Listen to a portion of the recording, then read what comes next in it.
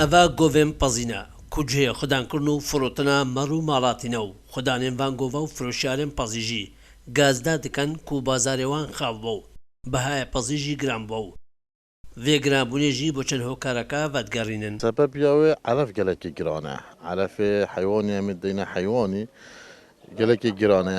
لكن مقارنة قال بارت بار طنات جايب 250,000 حتى 6,000 اف صالة شخصادو حتى 620,000 اشکویا همه اردوی گرانه تاثیر پار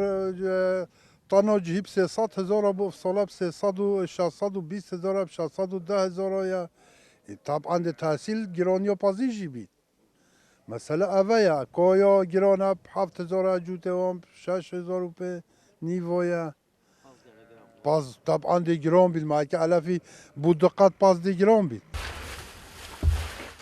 ئێک ji xwedanên dikanin firotina elefî jî hişka saliyê bi hokarê giranbûna elefî dizanet. خودê rastî بۆ me cih û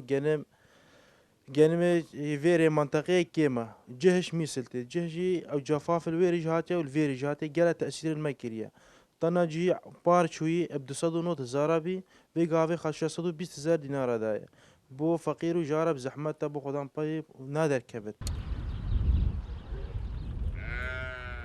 Ev govên pezî dikevne Silûrê qeza Semêlê û jîr û jiyara pitiriya xelkê vê deveril ser çandinê û xwedaankirina mer û malatiye û dibêjin hişka saliyê û giranbûna elefî kartêkirin serkarê wan kiriye ku ji derê bijê wê jiyana wan e.